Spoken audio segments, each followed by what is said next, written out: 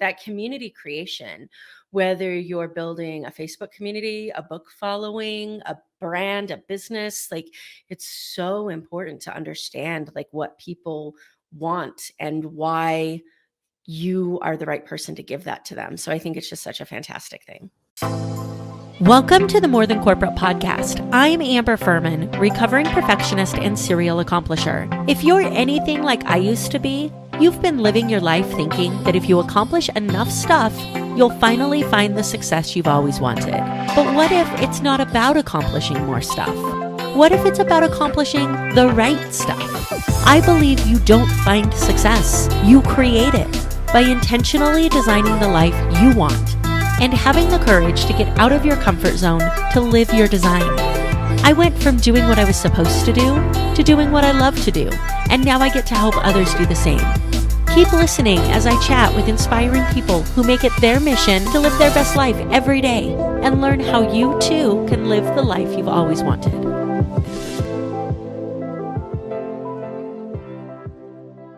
What's going on, everybody? Welcome back to another episode of the More Than Corporate podcast. I am ridiculously excited for this week's guest. You guys know I just got back from this amazing conference in Dallas, and this amazing woman was somebody that I got to connect with there. And I said it while I was at the conference, and I'll say it to you guys again.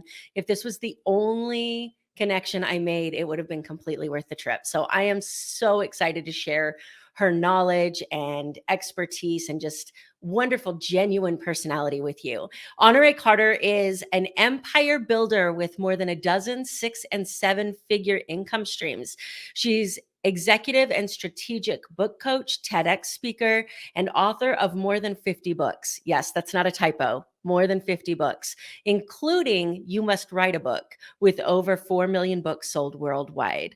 Honorée's passionately mentors aspiring empire builders, coaching them to write, publish, and monetize their books, create a platform, and develop multiple streams of income. You can find more about her at honoreecorder.com, or if you are in the Success Center Facebook community, you can type your questions into the live stream, as we always live stream those there.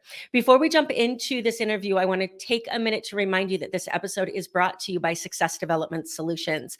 We've just created a book club to allow you to not only access amazing authors like Honorée, to be able to expand your perception of the way that the world works, what's possible, see where people have come from, get the perspective of other people in the book club. And then the really cool thing is connect with the authors themselves that wrote the book and ask your questions. If that sounds like something that would interest you or help you reach the next level in your business, click on the Calendly link or comment underneath this video, and we'll jump on a call and figure out if it's a good fit for you. With that being said, let's go ahead and talk to Honorée. Hi. What's up, lady? How are you? Hi. I miss you already. I miss you too. I mean, it's just like Nashville, Honorée together, all the amazingness. Come on down. I am so thankful to have you here. We saw or heard in your intro that you have over 50 books. So I have to know, when you started writing, was it like, oh my gosh, I'm going to write 50 books, or did it just keep happening? Like, how does someone write 50 books? Very carefully. So no, I actually wrote my first book because I was told everyone is a coach and a speaker. Mark Victor Hansen, co-creator of Chicken Soup for the Soul, said, everyone is a coach and a speaker. You must write a book. You want to differentiate yourself. You want to set yourself apart. You have to have a book to hand out if you want to stand out. And my first thought with my personality was, oh, sure, what could possibly go wrong? I'll just whip that right up, Mark. Thanks so much. Two thumbs up. Great advice. Thanks, buddy. Yeah. And I just took the advice, and then I got what I call so when someone is writing a book, that very often they'll say, oh, and then I had another idea for a book, and I had another idea for a book. And like, they get this look in their eyes like they have fever. So I'm like, oh, you have the fever. Excellent. Welcome. Yes. It's crazy because we just had this conversation, right? My first book isn't out, and all of a sudden I have the title for my second book. The key is to get yourself to finish the first one before you allow yourself to start on the second one, right? So you kind of get that finish, or maybe not. I usually have 3 that I'm working on. So when I was really, so I always had the book that I was noodling on, right? So the book that's the next one while I'm writing a book. And then the production phase is quite extensive. And there's a lot of sitting around that goes on. Yeah. So while you're waiting for editors to do things and graphic designers to do things, you're kind of sitting there, and it's very tempting to want to tell the world about your book. So rather than ruin things, other conversations for another day, you can then get busy with your next book. So I always had or have 3 books. And then if there are other book babies in the wings, I'm like, okay, hold on. You just have to wait your turn. Yeah, book babies, the new term. Yeah. Book babies, right? I like it. So let's, before we dig into your story, and I think we'll pull a little bit out of it as we go, but let's talk about common misconceptions. What are you saying to the person that says, I don't have anything to say to anyone? Gosh, everyone has expertise or knowledge or insight or advice that they are giving to people on a regular basis, whether it is something they went to college for or something they went to the school of life for. And that is the knowledge that I think they would benefit from putting into a book. What advice do you have for somebody that's out there saying, I don't know where to start. I don't know what to do. I don't know what to say. I'm not even sure I know how to put words in sentences. I would start with asking a lot of questions. What is the thing that you wish you knew before pain and suffering? Perhaps that would be where you would start. I have written a number of my books to a younger me. Like, here's the advice that I wish I had had. I wish I had had a me. And so here is the advice I'm putting into writing for the person who is a little behind me on the path and would benefit from some wisdom and experience and some advice. Sometimes people want to learn about something, go deep into a subject, and there is no other process other than maybe getting a PhD, which I wouldn't know. I'm guessing, right? Did you have to write a document to pass law school? Like you had to pass the bar, right? But you probably had to write a few documents. I'm just guessing because they teach you all how to write like a boss. So I would imagine that it's not unlike that process where you have to do some research and you get to dive into a topic that's interesting. So when I'm researching a book, I'm reading all the other books. Oh, darn. Yeah, that's awful. We all know how much I hate reading. Oh my gosh, I have to go learn something, which is one of my favorite things. I get to go learn from other authors. Oh, darn. Terrible. I have to spend time reading. Oh, please don't make me. I mean, the list of like miserableness goes on and on. So there's no process like writing a book other than what I've just hallucinated about right there. Because I wouldn't know, but I'm guessing. Allows you to go really deep into a subject you are already interested in learning about anyway. It's kind of an excuse like, oh, I'm writing a book, I have to read. Yeah. Okay. You know, I'm glad that you said that because I feel like this can go beyond just the book writing process, right? Like if we're talking about what business do you want to start? What career do you want to have?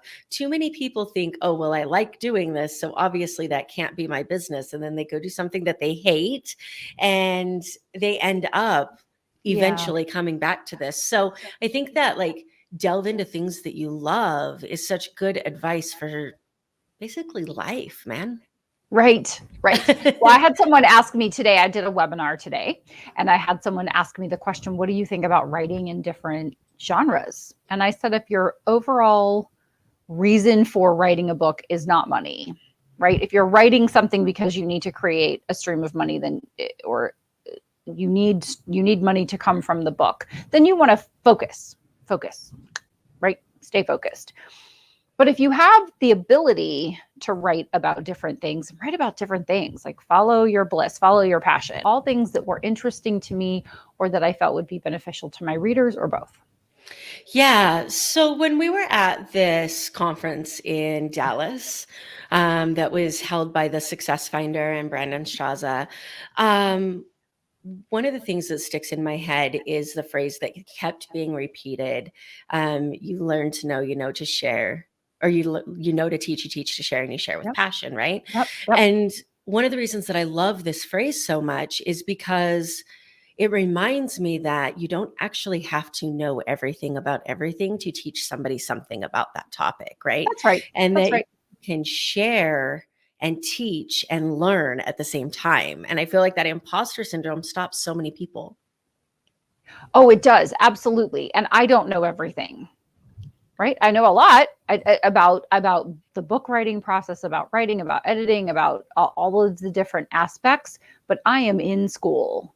Make no mistake. I am as much student as professor.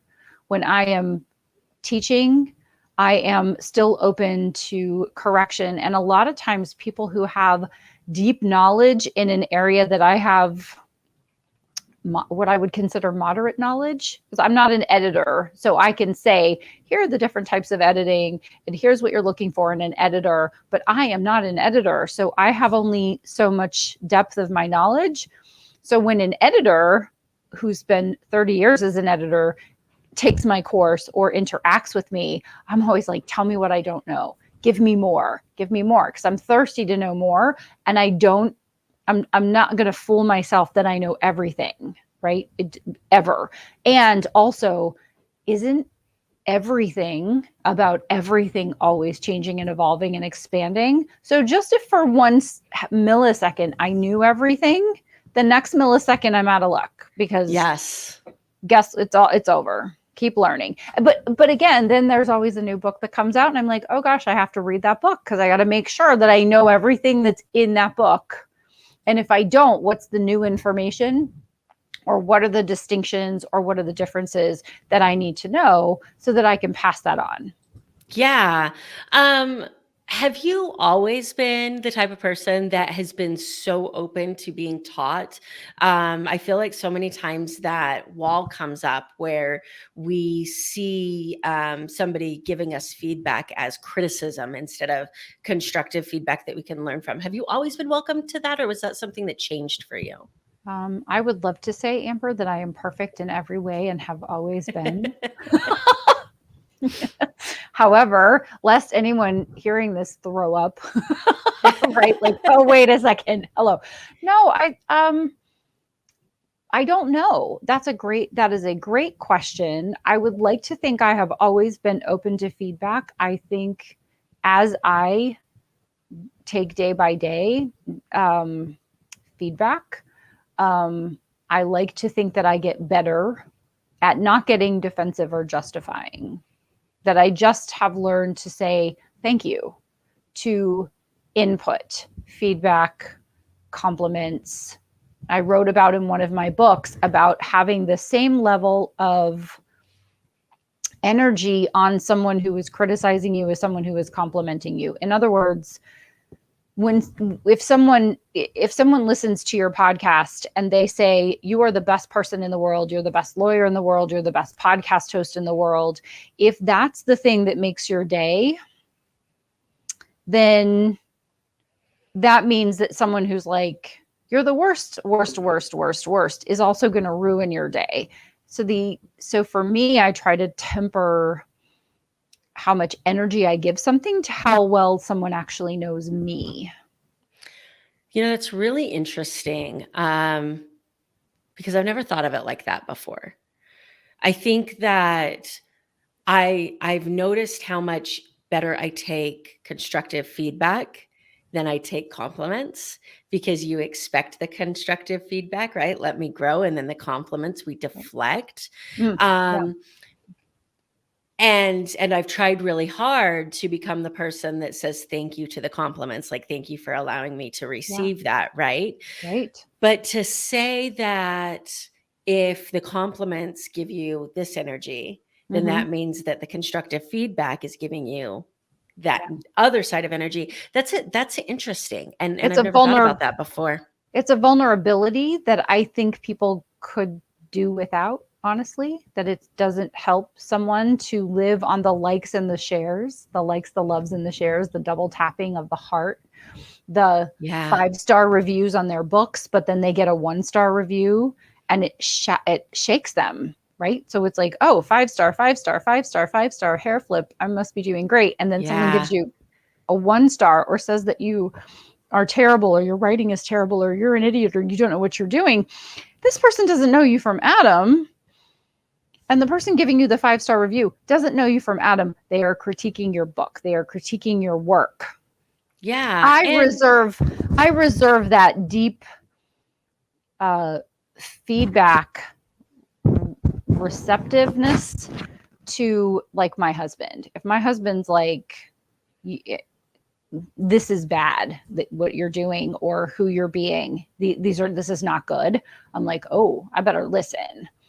But if some rando off the street it's like, you're a terrible person, I'm like, you just don't know. You don't know enough to have an opinion. So I can't give you weight. Yeah. That makes sense. And so I try to stay neutral to all of the you're wonderfuls and also the you're terribles. And then I don't have my boat in water that's dependent upon the weather. My boat is, I'm good. I'm on land. I'm solid. Yeah, that's such amazing advice. You know, one of my favorite quotes of all time is from Brené Brown, who is like my personal hero. I love Brené Brown. And she has in her TED Talk when she talks about looking at the comments from her first TED Talk. And she talks about how she created the mentality that if you're not also in the arena getting your ass kicked, I'm not interested in your opinion. That's right. And that has always been, well, not always, the last 2 years, that has been the way that I've lived, is like, of course it bothers you when somebody says something. And is this the person that you actually care what their feedback is? It's not, of course, you care that they say something. It's you just make a notice. It's just a notice like, somebody said this is the best podcast I've ever listened to, 5 stars, share it and tell everybody. Wow, that's really nice. That's super nice. But not like, I'm not going to levitate now. Right. Right. And then this is terrible, or you're terrible, or you did a terrible job, or whatever. Okay. Thank you. That's it. I had a mentor who just said, when someone says you look wonderful, say thank you. When someone says you're horrible, say thank you, and just let it go. And I was like, wow, well, that's the dumbest advice I've ever heard. I'm never going to do that, but it always stayed with me. And so here we are. Here we are 30 years later. And I'm going, that was really wise advice. That was really wise advice. Just stay neutral. And it allows me, I don't know what it would allow you to do, but it allows me to stay sane in a world that can sometimes feel a little insane. Yeah. I mean, I think coming from the legal field where everybody wants to be the top 10 of whatever, right? And it's a very much similar to at least some of the book awards that are out there. It's very much pay to play. So you get your award and you just wonder, like when you learn about it, you're like, how much did this award cost me? Right. And there are a few exceptions. I'll put that out there, that there are a few exceptions in the legal world where they are based upon merit. And I'm sure that there are in the book world as well. But there's so many awards that we tie our identities to that means so little. Right. Well, in your world, I think it's called business development. And in my world, it's called book sales. Which is also called business development, right? Right. Which is also called business. Yes. Yeah. I like to encourage people to just be neutral, just to kind of, and to be the person that tells yourself great things and not tell yourself negative things. Because a lot of what's going on is right. Yeah, absolutely. There. Yeah. Yeah. You know, it's interesting because before I even thought about writing a book ever, and while I was at a conference listening to somebody talk about books, and I thought, man, that sounds like a lot of work. Like I like reading them, but I'm sure it's a lot of work. She was asking who wanted to be a speaker. And of course, my hand went up and she said, if you speak without a book, you better be prepared for the backlash. And I said, what do you mean by backlash? And she told this story of a woman who walked up to her after she had given this amazing speech and said, oh my gosh, that was amazing. Where can I find more information? And she's like, well, what do you mean? And she says, well, where's the book? And she's like, oh, well, I actually don't have it out right now. And the woman got angry with her and was like, how dare you get me so excited about what we could do together and then just like leave me hanging, right? Like I want more. Oh. And I thought that's so interesting. And she's Sure. like, I realized then that when you believe in your product and service and your message and the change that you can make in the world, and then you go out and you share that, and you don't have a way for people to really dig into what you're saying, that you're actually doing them a disservice. And it was the first time that I ever thought about it that way. Yeah. Give someone a place to go that allows them to hear your voice in their head and decide if they like it. Yeah, absolutely. So one of the things that I love talking to people about, because I love seeing people's journeys. I think that when we are looking at someone, it's easy for us to think, oh, they must have just wanted to do this their whole life, right? And then we realize that they had the same twists and turns, different twists and turns, but the same type of twists and turns that we had. So did you always want to be an author? What did young Honoree want to be? I wanted to be an Olympian. In what sport? Running. Okay. Yeah. And did you run competitively? I did. I ran competitively, and my life took those twists and turns that you mentioned. And so I never did finish. I never did finish what I started. And do you still run? I do not. I'm still a worker outer. Yes, I know. For anybody who thinks that people don't work out in hotel rooms, I can tell you that Honoree is proof that that is wrong. Because I think you were in the gym every single day in Texas, and I was so proud of you. I was so disappointed in me.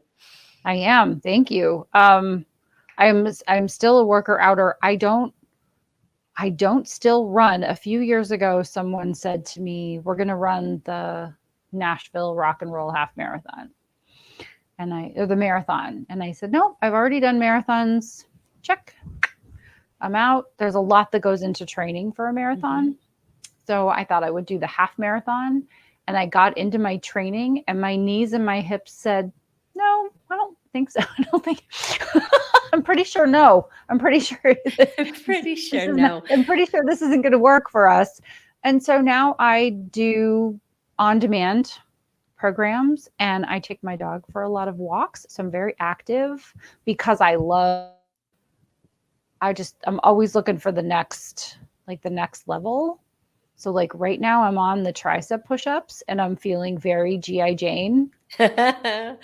Right now. Those are tough, man. So they are. And what's interesting is just seeing the gains, right? Week over week. It's like, oh, I just got a little bit. Oh, I just did one more. Okay. All right. Yeah. It's still in there, which is great. That for me, that's all I need. And I love it. And I get the endorphin hit and then I get on with my day. So I'm curious to know, because when I found running, which I hate, by the way, with every bone of my body, but I love obstacle course racing, which is kind of this oxymoron, right? Yeah. I need the mud and the water and the walls to break up the running, even though I'm putting in much more effort than I would be if I just went, right? You just went running. That's the way the mind works. And when I found it, it was something that I needed in order to function. It was something that wasn't a part of my everyday. It was something that gave me new purpose. And then when I started to heal, I realized that I had separated myself from the community because I no longer had anything to prove in that world. And I'm wondering how much of that existed for you, where you thought, and it may be none, I'm just curious. I need to do a marathon because I can. And then you started to run it and you were like, I actually don't need to do that. Was there any part of that for you? No, it was more camaraderie with my colleagues. It was just a few guys that are all in the indie author world, and they were all going to run the marathon, and they were like, you're going to do it too. And I was like, I have a decade or 15 years on you. And they're like, we don't care. You're going to do it anyway. And then I just was like, I am past that point in my life where I'm like, oh, I have to just fall on my sword and do it anyway. Yeah. So I was like, so guess what? I'll be your pit crew, or I won't come. Do you think passing that time comes with age, experience, or both? Unfortunately, either or both. I wish it's something I could just hand somebody. I would like to hand someone who's 20 or 25 the empty bucket, right? Where it's like, Yeah. let me look in my bucket. Nope, I do not care. There's nothing in there for you. Right? Yeah. I would love to have gotten there much sooner. Once you're there, it's hard, you cannot go back. It's a good place. It is definitely a good place to be. And Mm. it's really interesting when you're there and other people in your life aren't, Yes. but they knew you before you entered that place. Yes. And you're trying to reconcile those relationships with this new mentality. Yes. And actually, it's not just that particular stage, Amber. It's people know you as a certain person, as a certain age, or as a certain type of person, or in a certain profession. And then when you show up as an expanded person who has grown in some way or another, if they haven't, sometimes it's really hard to connect. I heard much earlier on in my life, someone comes into your life for a reason, a season, or a lifetime. And there have been so many relationships that I have thought lifetime. Yeah. And they were more reason or season. And so I have just gotten used to reason and season. And when I find the lifetime relationships, I'm really much more grateful. I don't take for granted that everything is lifetime in length now. I wait and see. I'm not in such a hurry to determine. Yeah. Yeah. Relationships are pretty amazing things. Yes. Because of how long or short they can last, and how it's not always the long ones that bring you the most fulfillment. Like, you can have this amazingly transformational relationship with somebody that you see once in an airport and never see again. And I forgot that for a long time. Mm. So I love that saying, because, the people that listen to this have heard me talk about how I used to not talk to people in airports, which you and I connected at Dallas. So, like, we were very open and chatty, and that may be hard to believe, but I thought, I'm never going to see this person again. Why should I expend energy on this? And interesting. I know people like that. I've never been like that, but I've encountered people like that. And I had one serve me lunch yesterday. The gal who was serving me lunch, I was like, how was your morning? Fine, and yours? Yeah. And she was dealing with something, and I could tell, and I was having lunch with my friend, right? And and she said, it's so interesting to watch you work with people. Because she came back and I said, how's your day going? And she's like, fine, and yours? And she was just right. And I was like, oh, she's okay. But we got to her. We wore her down over the course of lunch. We made her friendly. But it's interesting that I never thought of it like that. I was always like, you never know if you're going to meet somebody. I'm doing a book with a guy I met on the sidewalk with his wife, because they were looking for some place to eat.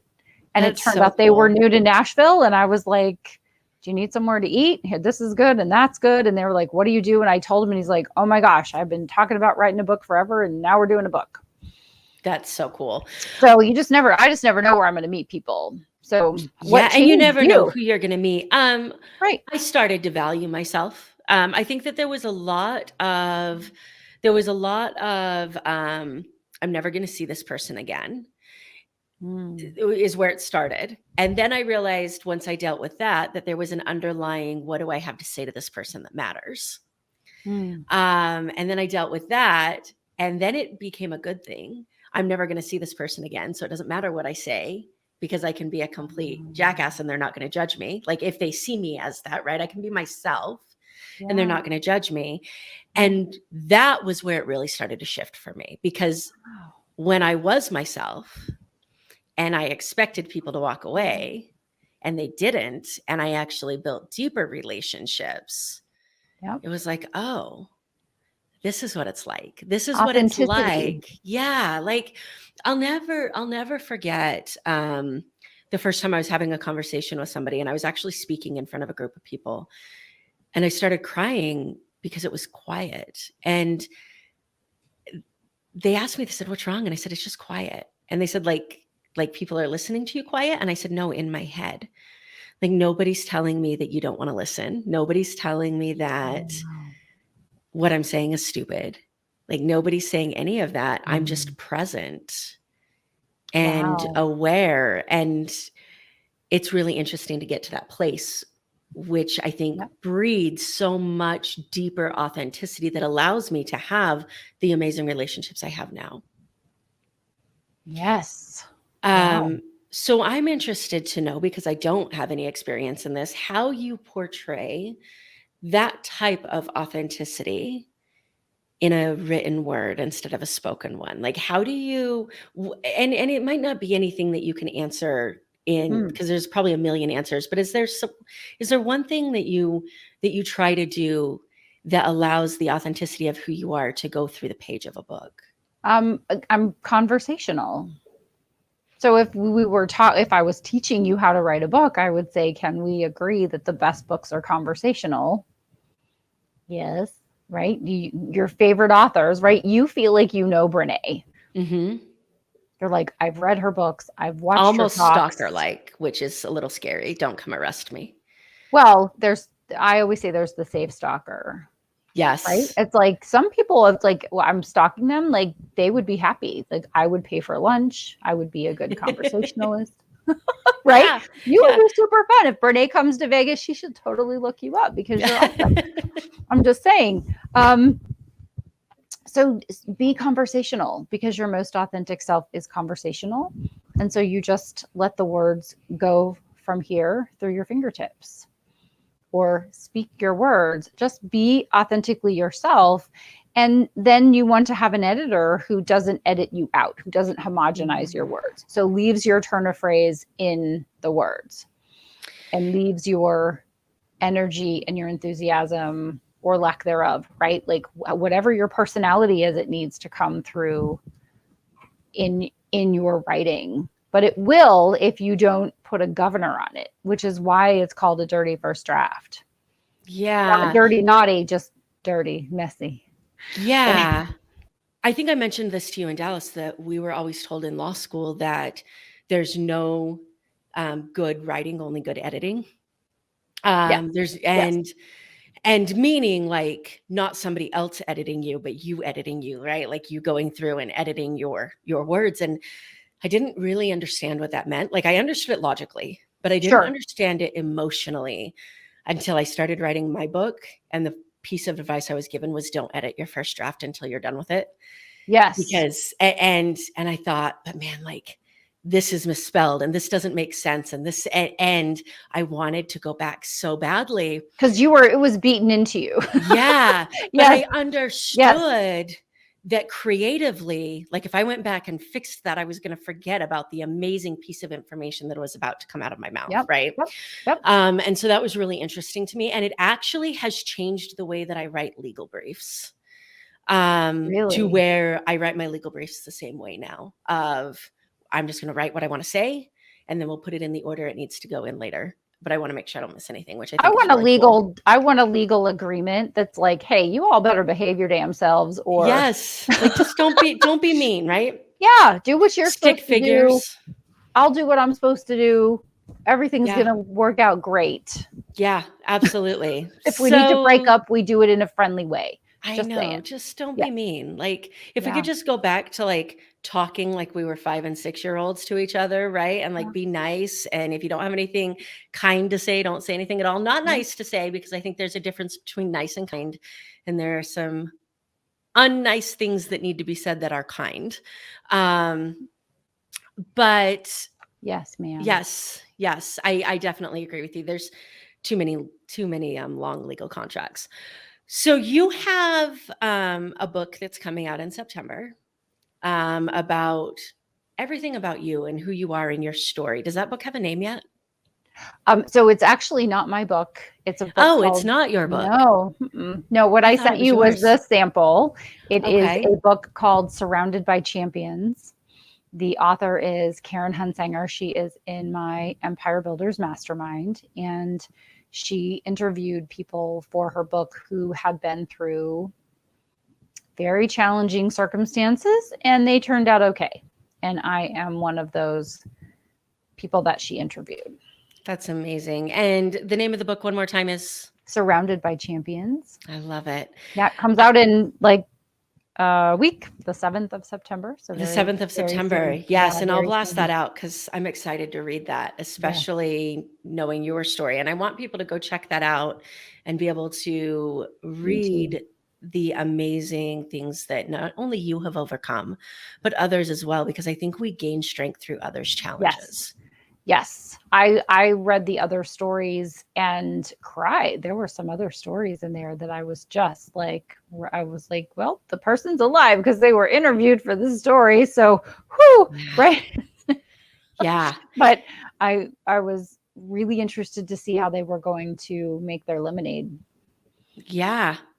It's, it's interesting to me because we see people from all different ranges of challenges, right? Yeah. And what I love about people sharing their struggles and sharing their challenges and sharing what they learned about them and how they overcame them is that something might resonate with somebody that is starting to think, oh, but no one cares about my struggle. And then they see their story in someone else. Mm-hmm. And they're like, oh, but I can relate to that. And maybe people can relate to me, which I think is incredibly powerful. Yes. And you're not alone. Yeah. Is if you're feeling something, if you're doing something, if you're going through something, I guarantee you there are so many other people who are experiencing exactly the same doubts, questions, challenges, heartache, heartbreak, triumph, right? All the things. Somebody shared a question with me that I posted in my community because I thought it was amazing. And I would love to know if your answer is still the same or if it's changed. Okay. On if you could write the title for the story of your life in 6 words or less, what would it be? No one saw this coming. I think that's what you said too on the post. Yeah. Yeah. So we're consistent, which I think is beautiful and amazing, right? Like, and there's the good sides of that and there's the not so good sides of that. And each one of those, both the good and the bad, create what you have and who you are today, which is this beautiful, amazing person that loves to help other people share their story. Thank you. Yes. How can people get in touch with you if they want to connect with you to find out the amazing resource that you are for an author? I'm not hard to find. My name, honoreecorder.com. Perfect. And what do you think is the biggest misconception about hiring somebody to help you write your book? What's the biggest misconception about hiring someone? People, why would it be better for somebody to hire a coach to help them write their book instead of try to do it themselves? Like, what's the benefit to doing that? Well, so it's like hiring a coach to do anything. Your learning curve when you're trying to do something you've never done, especially something that is complex, like running a business, training for a marathon, or writing a book, all of those things have layers and details. And if you don't, the devil's in the details, right? Warren Buffett says, buy low, sell high, invest in things you understand. So I should just be able to go make a bunch of money in the market, except the devil really is in the details. And it's what you know and what you don't know that are invaluable. When someone can say, okay, so 300 yards from now, there's a snake. Don't go that way. Yeah. Go this way. Or when I've used my attorney, my corporate attorney, to write agreements for me, and then you get a few years into an agreement with someone and we're like, well, what does the agreement say? I don't know. And the attorney had the foresight to put in the clause that none of the parties here too. Yes, of course. You got to have here too. It's not an attorney didn't write it if it doesn't say here to, therefore. Here to, therefore, semicolon, however, comma. Yes. Right. So it's having a guide. Started doing the work that I'm doing as I was a business coach, and my client said, I found you because you wrote a book. Should I write a book? Yes. What should I do? Oh, yeah, I can tell you what I did. And because I had made all of the mistakes. I'm not saying like I've written 53 perfect books. I don't know that I've written one perfect book, but what I've done is figured out how to combine all of the things to create the end result that's desired. And so when I can say, well, just let me hold your hand, let me just walk with you through this process so that it's as pleasurable and fun as it should be without the pain and suffering. That's what we all want, right? We want the end result as easily, quickly, and efficiently as possible without pain and suffering, without unnecessary money spent, so that it does the thing that we envision that it's going to do in our heads. That's why you hire a coach to do anything. Yeah, I absolutely love that. And I had never thought about it applying to book writing as well until, well, first of all, I started writing one. And then second of all, I met you and realized there were people out here who did this. Yeah. But I remember when I started my law firm, and I remember all the mistakes that I made. And I told somebody, I wish I would have known this stuff when I opened my firm. But if I did, I would have just made different mistakes, right? It wouldn't have been this mistake-free thing. I would have made other bigger, different mistakes. Yeah. And I think that that's where that mass amount of knowledge from different perspectives comes in to help you cover the most amount of mistakes as possible from everybody's experiences, right? Right. Tony Robbins says it's not that you don't have it's not that you don't have problems, it's that you arrive at your problems in style. It's not that you don't make mistakes, it's that you make different mistakes. You make calculated mistakes. And sometimes you make mistakes that turn out to be awesome, right? Yes.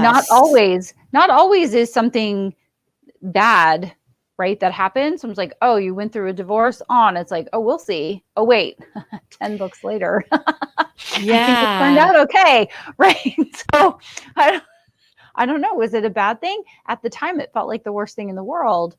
But in retrospect, best thing ever, right? Yeah.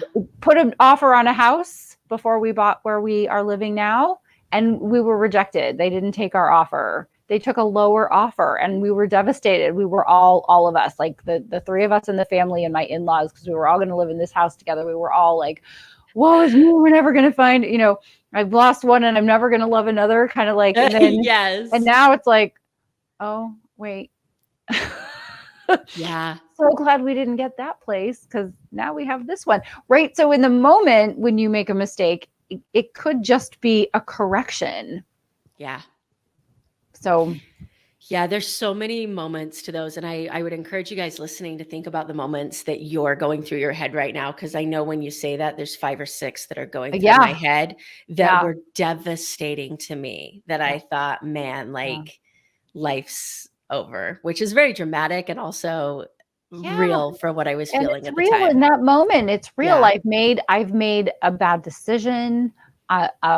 It's irrevocable. English is my first language. It's all right. My only language.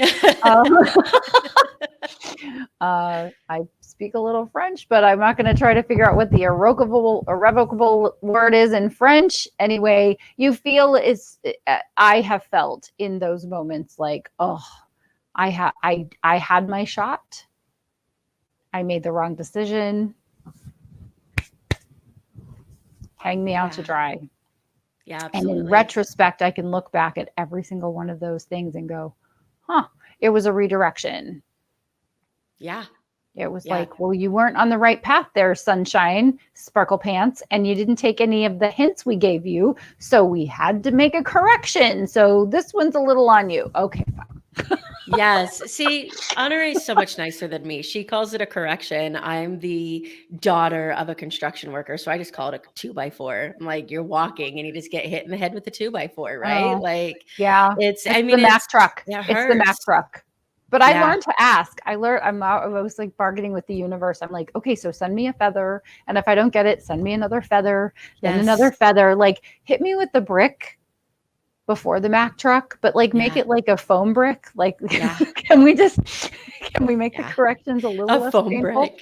A foam brick, that's like awesome. A TV brick. Yeah. Can it like not hurt as much as I know it's supposed to? Yeah. Yeah, for sure. Yeah. Please and thank you. So let's talk about the amazingness that is Empire Builder Summit. What is that? My Empire Builder Summit is coming up in September, I interviewed 24 amazing people to talk to them about the foundational pieces of empire building. So Empire Builders Mastermind is my mastermind for folks who have written a book or writing a book, and then they're that speaker. They're the speaker. They're like, well, I'm a speaker and a coach, and I need to be an author. So you want to have those 3 income streams. So I help people to roll up their income streams, to design them, to put them in place. And we focus on 1 or 2 new income streams in a year. So the summit was really me interviewing some of the people in the mastermind, and then other people I am just blessed to have relationships with who have their own empires, to try to give people some fast passes, right? Like, have you ever been to Disneyland and you bought like the behind the scenes tour, and they have a guide that like takes you around, like it's a fast pass, and you just go right to the front of the line. It's like you can stand in line for 2 hours in the sun and get dehydrated for a 3-minute ride, or you can go right to the front of the line. Yes, I've heard how amazing those are. And at the risk of losing a whole lot of listeners to this podcast, I've actually never been to Disneyland. So I have not ever been to, which one haven't I been to? I don't think I've been to Disneyland. I've been to Disney World. Here's what I'm going to tell you about the Fast Pass, though. Just, it sounds very bougie and exciting. But if you don't have any line standing time, like all of the twisty twirly things, like after about 3 hours, you're exhausted. I bet. It's interesting. It's interesting. I'm reading a book right now. It's so crazy that you mentioned, surprise, by the way, in case anybody's listening, I'm reading a book right now. What? And it's called You're Invited by John Levy. Do you know this book? Have you heard of this? I haven't. Okay, so this needs to go on your list of things to read. Okay. John Levy, I listened to him on Steve Sims' podcast, and he was talking about creating these influencer dinners where he invites people to come and eat with him, and they cook dinner together, but you can't tell people who you are or what you do until you sit down at the table, right? And then you've built these deeper connections with people, and then you find out that you're sitting next to like these fantastic like gold medalists and, Nobel Prize winners and all of this amazing stuff that you would never get to, because you would talk to somebody and they'd be like, oh, I have an Olympic gold medalist. And you'd be like, well, what do I have to say to you? Right. Because that imposter syndrome kicks in. Right. So, or you're doing that thing of like, putting people like, English is clearly not even my first language right now, but it's like when you're thinking about like what someone does, right? Yes. What someone does as opposed to who they are. It's actually why I love being a Rotarian. So I've been a Rotarian for 25 years. Okay. And it's a community service organization, service above self, the 4-way test is what we say. Is it the truth? Is it fair to all concerned? Does it build goodwill and better friendships? And is it beneficial to all concerned? That's the 4-way test. So the things we think, say, and do, you put it through those 4 questions, which I think is incredibly valuable. But done stream cleanups and built prisons or cleaned prisons and built women's shelters and done backpacks for homeless kids right alongside of the CEOs and presidents of all of the things. And all you're doing, like you build a house in the sun and you're sweating, I smell like a goat, right? After a couple of hours, and you're just like, you're drinking Gatorade every 30 seconds. And the last time I was next to a retired colonel who had a Purple Heart. Oh, but wow. we were just nailing boards together, but that's how you like really connect with people. So I like the idea of dinner better than than building a house and nailing boards. Building a house when it's 800 degrees outside. But nevertheless, yes, I think getting to know people from a spirit perspective, because I'm never really interested in what someone does for money. Yeah. I'm always interested in the fact that they're a human being, not a human doing. So it's like what you do is only one thing that's interesting about you, but it's like who you be is much more interesting. Yeah, that's amazing. I think that, you'd really like this. I'm going to read the book. I'm going to get it as soon as he takes like the psychological side of it with the how to actually build a community. He talks about how he created this. But what made me think of it is he talks about the brilliance of the 23-minute ride between where you buy your ticket for Disneyland or Disney World. I can't remember which one he's talking about. I think it's Disney World. The 23-minute ride from where you buy your ticket to where you enter the park. And the purpose of that, whether it was intentional or not, it could have been one of those brilliant mistakes that they get to take credit for now, being to allow people to reconnect with why they went instead of thinking about how much money they just spent to get there. How much per ticket? Oh my gosh. Yes. And one then you're kidney. That's all. One kidney. That's it. Just one kidney. You That's only all. need one. That's all. I mean, for each trip though. So start stocking up. Yeah. So, but no, check it out. Let me know what you think. I think, it's amazing. But that community creation, whether you're building a Facebook community, a book following, a brand, a business, like it's so important to understand like what people want and why you are the right person to give that to them. So I think it's just such a fantastic thing. Awesome. Yeah. Awesome. So where can people find this empire building summit? I was going to call it empire building empire. That doesn't make sense. English is obviously a struggle for both of us today. Empire building summit. Where can they find this? So they would want to go and get on my email list. So that's kind of the way, because it hasn't been officially, there's no real place to sign up quite yet, but it will be free. So you can attend it for free. Go to honoreecorder.com and download my book. Download You Must Write a Book for free. And then you're bound to get an email about the summit. Yes. Before it takes place in mid-September, for sure. Which you guys absolutely should download that book. I am about halfway through You Should Write a Book. I read it on the plane on the way back from Dallas, and I put it down because I wanted to make it through this 30-day book writing course that I had purchased before I met you, before I started digging into all of this other amazing stuff that I knew was going to affect what I was doing, right? One thing at a time. But it is a fantastic book, and there's so many amazing resources that are in there and things that you talk about that I would have never thought of. So you guys should absolutely check it out. We'll have a link to it and your website in the show notes. Awesome. So I have to ask, because this is the More Than Corporate podcast and we talk about success. What does success mean to you? How do you define it individually for yourself? Freedom. Being successful is having the freedom to do what I want, when I want, with whom I want. And that includes being able to work really hard and help people. I love it. Yeah. And also every day above ground is a great day, right? Like I learned, I mentioned Tony Robbins earlier, and one of the things that I learned from him is to make it easy to be happy and hard to be unhappy. Yeah. Yeah. And so I make it easy to feel successful. It's like, right? So I don't always, I'm a worker outer, like you and I both have that in common. And it's like, I don't always get up and do all of the reps of all of the sets of all of the things and go for a walk and hit my 10,000 steps. It's like, but did I sweat? Yeah. Did I sweat for, if I'm not feeling good, it's like, I'll press play. And if I get to 5 minutes, it's like, well, that's 5 minutes I wouldn't have done if I didn't press play. Right? Yeah. Did I have a cookie? I did. But did I eat some cherries too? Yeah. Okay. That's a win. Right. So successful to me, I make it really easy to feel successful, because I think the more you do, the more you do. Right. So if I'm successful, then I'm like, okay, well, I'm feeling successful. I've got my mojo. And they say, whoever they are, the invisible they, that the best time to make a sale is when you've made a sale, because you're already in that energy. So I just figured out I'm just going to put myself in that energy. So I'm just like, how you doing? I'm doing awesome. I'm feeling amazing.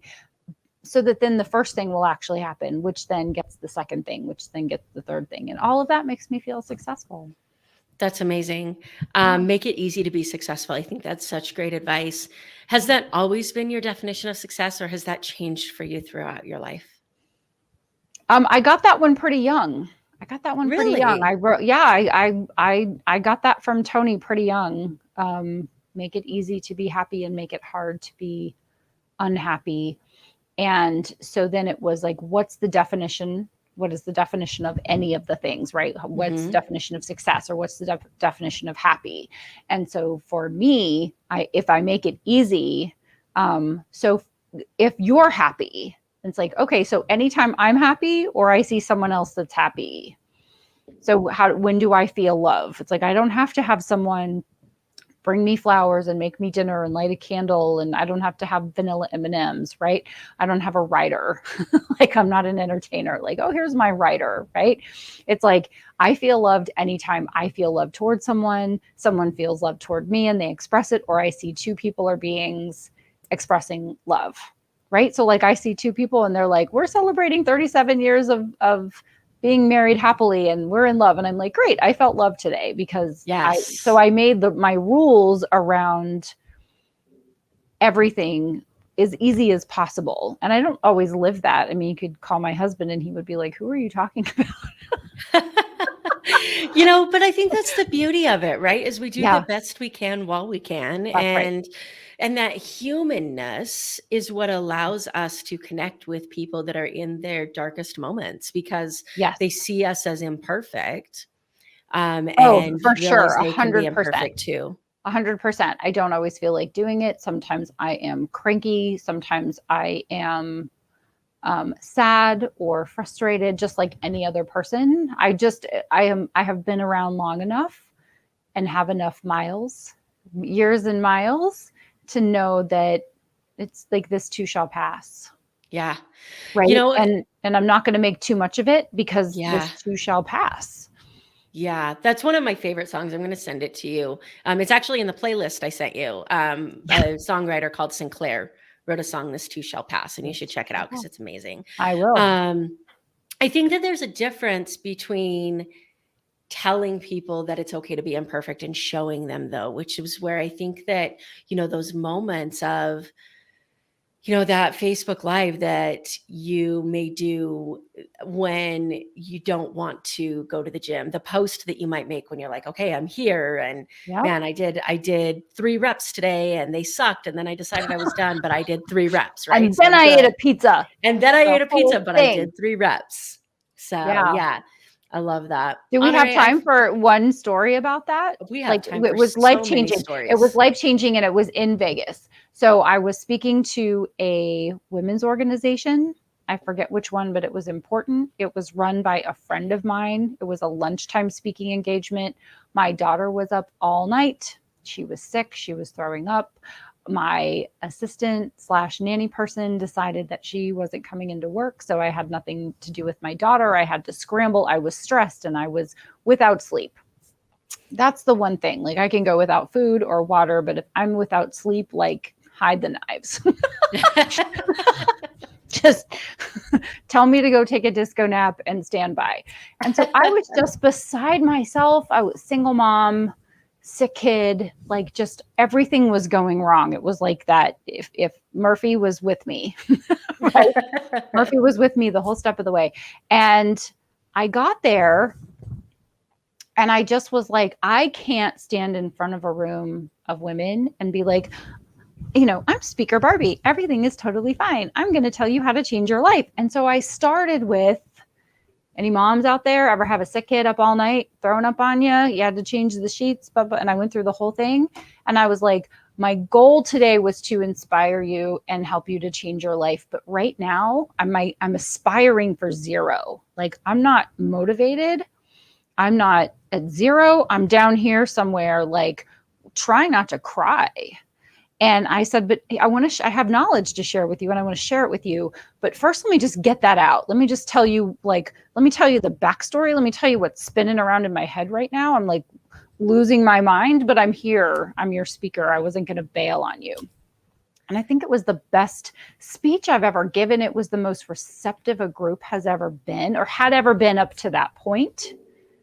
Because you look at a speaker and you go, they're tall and perfect and they know all the things and blah, blah, blah, right? And ultimately, that's not true. There is no perfect. Yeah. I'm so glad that you shared that.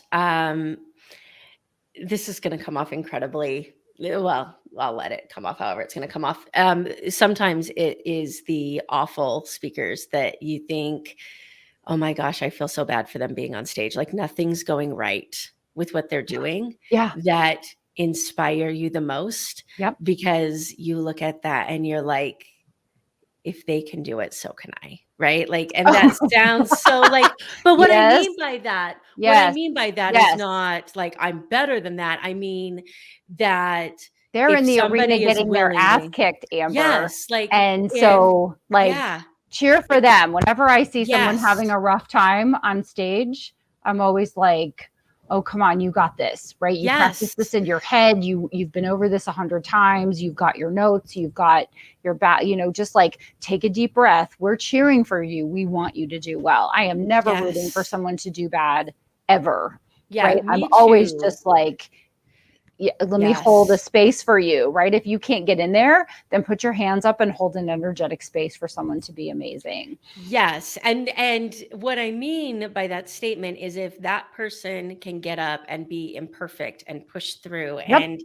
continue to let everything go wrong. I mean, there was a poor speaker I was watching whose PowerPoint didn't work, and then the clicker didn't work. And then like he was basically flying by the seat of his pants and not organized enough to do it well. And you're just thinking, man, like you can tell by the look on this person's face that every ounce of them wants to run off the stage, go hide and hit the reset button. Like, and you're where like, is my people mover? Yes. Like if that person can stand on that stage and be that brave and imperfect and still make me feel the things that I'm thinking, then what the hell is my excuse, right?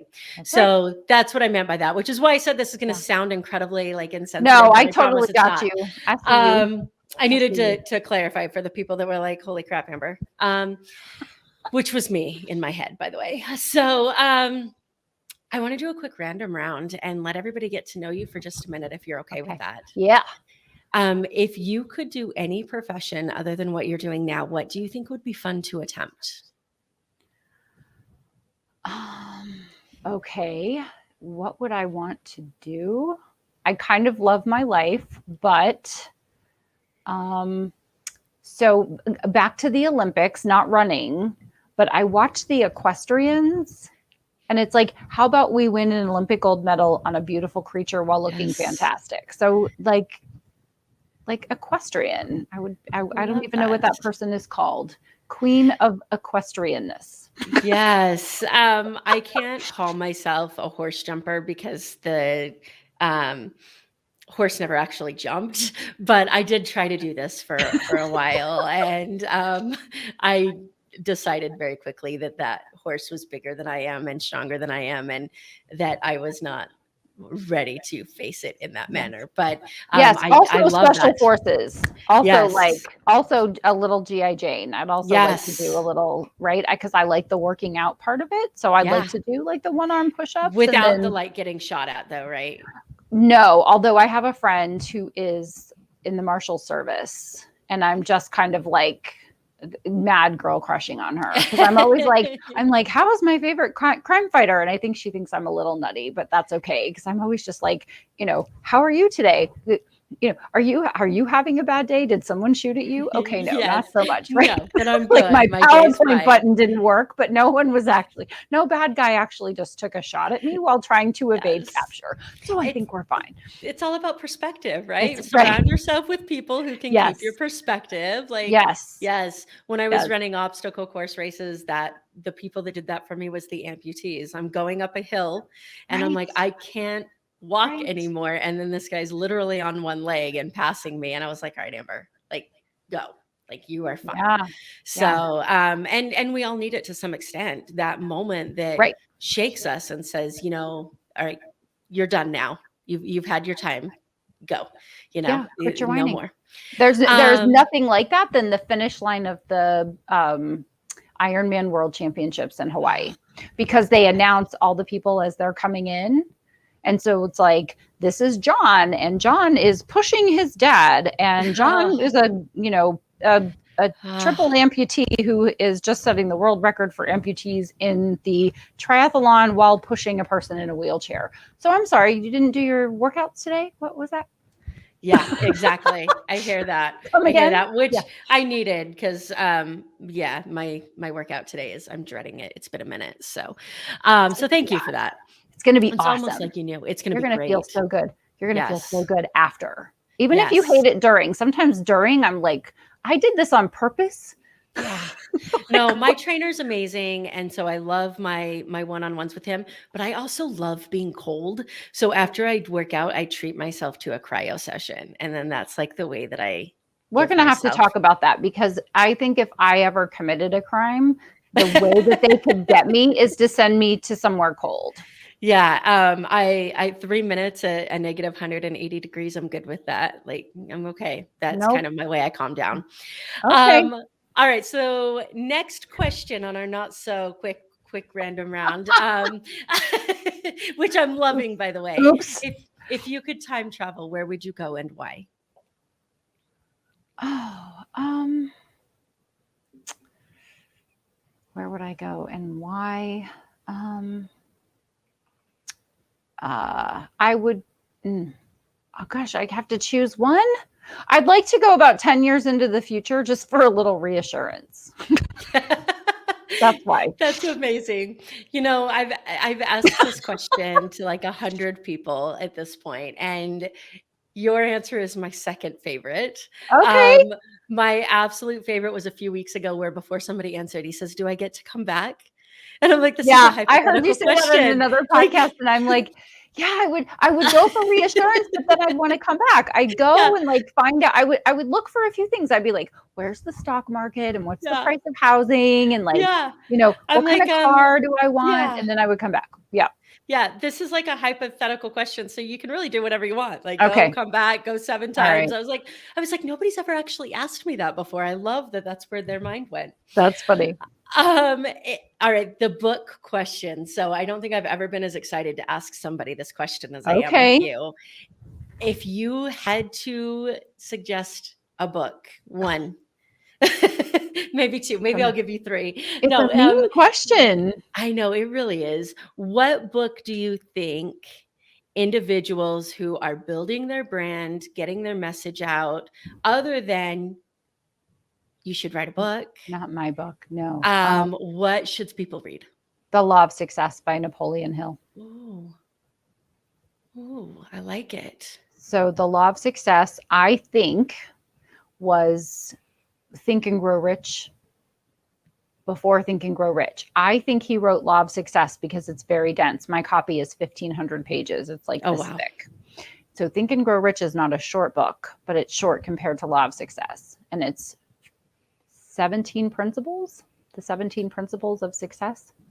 And it's all about how to conduct yourself, how to behave, how to be respectful, how to be respectful of yourself and of money and of everything. And I think it was a little dense for people. I think, people want a little brain candy, right? So I think he wrote Think and Grow Rich because it had a good title. It's clearly done well. Talk about the power of the right title. Yes. Right. It's a consideration for sure. So I recommend Law of Success all the time. I read it and listen to it once a year. There are several books that are foundational books for me. I always go back and I ground myself in that knowledge, even as I'm reading You're Invited, right? Even as I'm like, oh no, another new book. Yay. Oh yay, another new book. I'm going back to the foundational fundamental books and revisiting the foundational fundamental things. And if I can say one more, Psychocybernetics by Maxwell Maltz. Okay. Fascinating. If you haven't read it, it'll really make you think. I love it. I'm surprised you were able to keep it to 2, so I'm really proud of you. I won't say the number of books that flash through my head, and the mental apologies to the authors and the books for not mentioning them. Yes, I know. It's my fault. You can blame me. She made me pick one. Dear journal, Amber made me do it. Yes. I mean, hell, I'm sure there's somebody out there that has that written down somewhere. Yeah. The last question. And this is this is my book question for you. What's your pump up song? What's the song that you put on to get in a good mood? It's going to crack you up. I'm ready. Work Bitch by Britney. But it's the remix. It's the 6-minute version. So we spent a good amount of time over 3 days together, and nowhere near enough at the same time. Agreed. And that doesn't surprise me based Oh, upon what I know. Like, I mean, okay. it does surprise me a little bit in the fact that, like, but when you say it, I see it. I'm like, okay, I could see it. Like, the Okay. personality's Okay. there. I Okay. could see it. Yeah. Okay. Yeah. Honorée, I could talk to you forever. I could. And there's Yes. so many amazing pieces of information that you have in your story and your courses and your book. And I'm really excited for people to check those out. Thank you. HonoreeCorder.com. We'll put that in the show notes. If there was one last piece of information you wanted to leave people with, one final thing that you wanted to say, what would it be? Don't take yourself too seriously. Don't take anyone else too seriously. Have fun. You're only going to regret the things that you didn't do. I'm in the second third of my life, I believe, because I'm going to live to 150. And because I heard recently 100 is the new 60. Ooh. And I was like, oh, well, by the time I'm 60, 125 will be the new 60. And so I'm just going to live to 150. So I've said for a long time, I'm going to live to 150. So I'm in the second third of my life. And the more time I spend on this planet, the more I just regret the things that I have not done. I look back at the things that I wish that I didn't do and go, ooh. Also, yay that there were no like mobile phones with cameras. Right. So there are some moments that I am saved from based upon the fact that, like, oh, yes. Whew, thank gosh that didn't happen. But it's the stuff I didn't do, the trips I didn't take, the languages I didn't learn, the people that I didn't stay in touch with. That's what I regret. So yeah, I feel when that. you know better, you do better. And so I know better and I'm doing better. But I wish I hadn't taken it all so seriously. I wish I hadn't been so wrapped up in what was going to happen and just lived in the now. Like what you said, my head is empty. Like I'm just in the present moment. I don't have any head noise.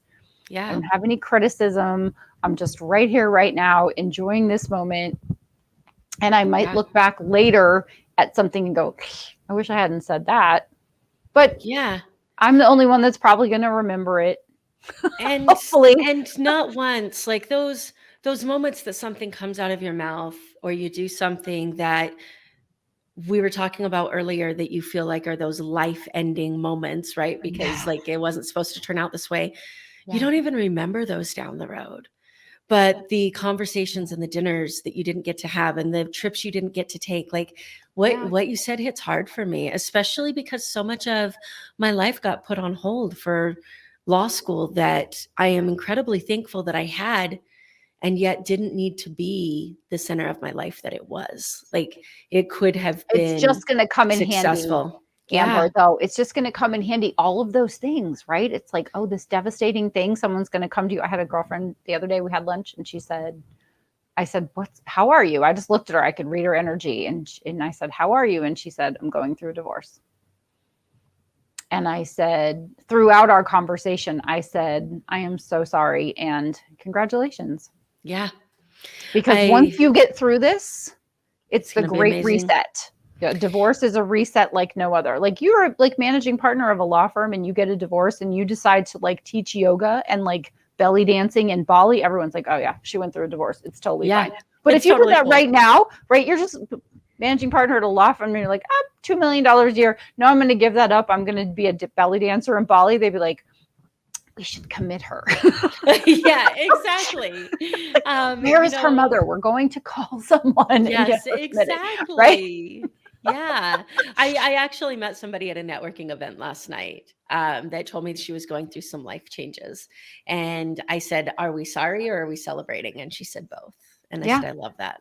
I love that. So, which I think is the only way it can be, right? You can be sad and mourn and celebrate at the same time. So I absolutely love that. Honorée, thank you so much for sharing a little bit of yourself with the audience. I really appreciate you. My pleasure. I appreciate you. I'm so glad we connected. We're a lifetime. Just so you know, just letting you know. Yes. I mean, and Or I'm a stalker. We're either a lifetime or I'm a stalker, one of the two. Okay, I'm not going anywhere. I'll take it. So awesome. Thank you so much. Thank you so much. Thank you so much for listening to this episode of the More Than Corporate podcast. If anything that was said during this episode resonated with you or provided value in any way, it would mean the world to me if you would head over to iTunes and leave a rating and review for the More Than Corporate podcast. Thank you so much for taking the time to do that. I'm really looking forward to connecting with you. If you'd also like to connect, I've created a Facebook group that is full of amazing people who also make it their mission to live their best life every single day. If that sounds like something that you're interested in, the name of that Facebook group is Success Center. Head over there, request to join, and I look forward to connecting with you soon.